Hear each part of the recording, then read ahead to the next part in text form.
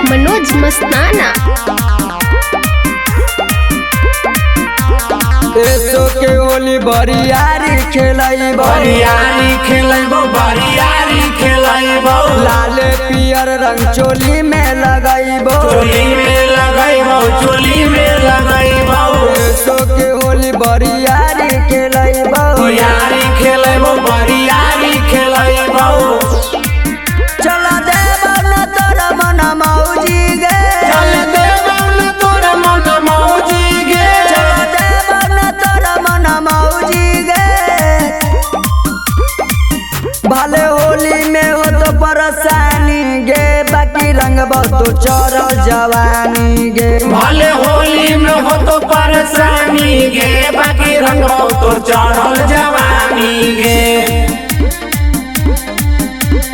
होली है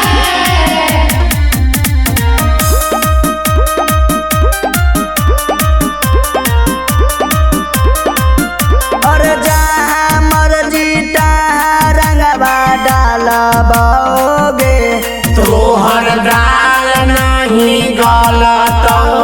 जहाँ मर्जी तहाँ रंगवा डालबोगे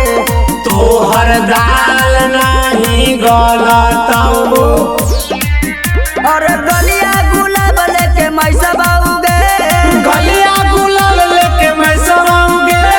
गलिया गुलाब लेके मैसा बाऊगे अब कबो न करबो न दानी गे भले होली में हो तो परेशानी गे भले होली में हो तो परेशानी गे बाकी रंग तो चढ़ल जवानी गे।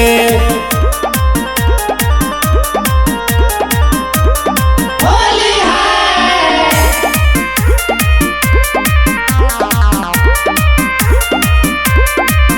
आगे के ताना के देमी चोली के रंगैया गे बड़ी हो तो महंगाइया के ताना के देमी चोली के रंगैया गे बड़ी हो तो महंगाइया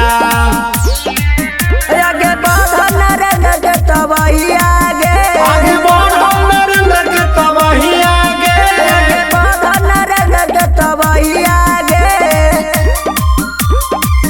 कर दे तो पीरी सचे रखानी गे भले होली में हो तो परेशानी गे भले होली में हो तो परेशानी गे बाकी रंग तो